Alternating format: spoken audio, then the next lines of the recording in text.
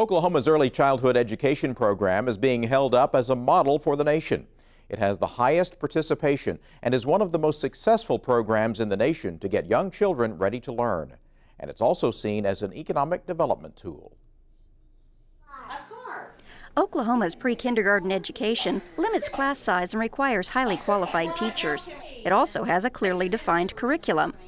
Unlike Head Start, which is designed to prepare low-income and disadvantaged students for school, Oklahoma's universal pre-K is open to all 4-year-olds. It's voluntary for the children to attend. It's voluntary for the school to provide the program.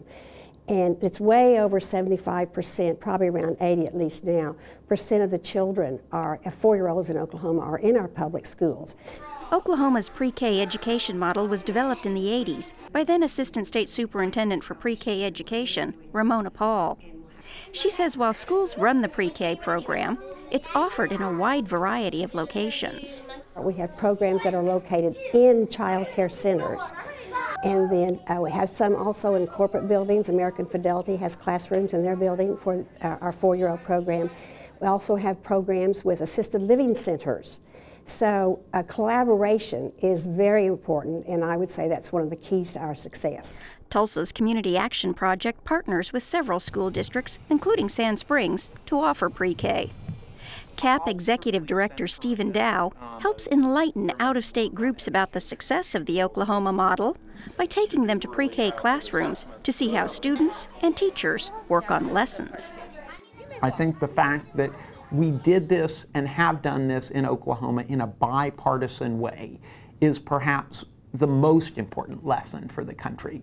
As red of a state as we are, as conservative a state as we are, as much as the state has changed politically since 1998, what has remained consistent throughout that time is that across party lines, both parties have said, this is an investment in our future. During his State of the Union address, President Obama pointed to the Oklahoma pre-K program as a potential model for the nation. In states that make it a priority to educate our youngest children, like Georgia or Oklahoma, studies show students grow up more likely to read and do math at grade level, graduate high school, hold a job, form more stable families of their own. The research that was done on the Tulsa children by Georgetown University indicated that all children in every area improved. The children who were minorities or disadvantaged improved the most, but they are very much emphasized that the fact that it was all children, that the results were the highest that we've ever accomplished in this country, because the research studies have been on low-income children only. And Oklahoma, from the beginning, has served all children. She also notes pre-K helps develop language skills. Children learn from each other. Language is so important as a 4-year-old.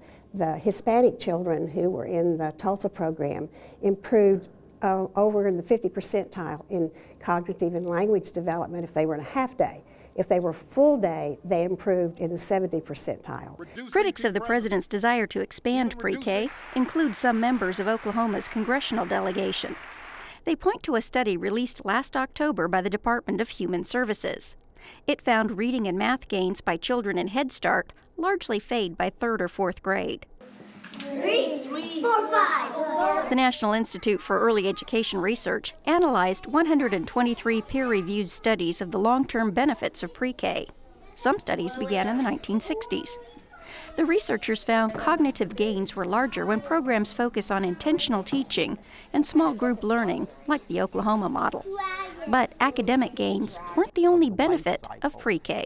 We see enormous differences in graduation rates, in rates at which children need to use special services and remedial education, enormous differences in the rates at which children graduate from college, enormous differences in the rates at which children participate in the corrections system and have to use government social services. So I think we are being very short-sighted if all we do is focus on something like 3rd grade reading or 3rd grade math. as the benchmark. Critics often cite cost as a reason why so few states have universal pre-K, while supporters say it's an investment in the future. Oklahoma spends $3,900 per year per child for full-day pre-K and $2,124 for half-day. Senator John Ford is chairman of the Senate Education Committee. I think the way we do it, we do get good value for the dollar invested. 4th District Congressman Tom Cole says early childhood education is critical to providing very young students with the skills they need to succeed in school. Oklahoma's ability to successfully implement this program, especially under tight budget constraints, is particularly noteworthy. Just don't know what that is. Retired state lawmaker Joe Edens tends cattle today. In 1998, he shepherded Oklahoma's universal pre-K bill through the legislature. His measure found funding for universal pre-K without costing the state additional education dollars. That's because it ended the practice of schools enrolling 4-year-olds in kindergarten. At that time, under the state aid formula, schools received 3 times as much money for a kindergarten student as for a child in pre-K.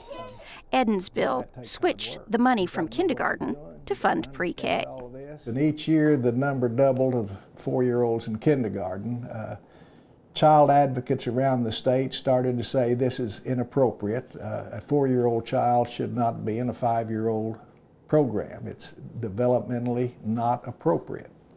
And developmentally appropriate is the key to a good program. It was the right thing to do then. It's the right thing to do now. Superintendent of Sand Springs Schools Lloyd Snow is a longtime advocate of pre-K. In my opinion, it's the right thing to do forever. And those critics, I think, are just wrong. I look at pre-K as part of an investment in economic development. If Oklahoma is going to have the jobs, attract the jobs, the businesses that we need to be successful, we've got to be able to turn out an educated workforce. We just can't do that by concentrating on high school or post-secondary education. Ford says it's critical to continue giving children an early start in school if Oklahoma is to turn out a well-educated workforce, and that education begins with pre-K.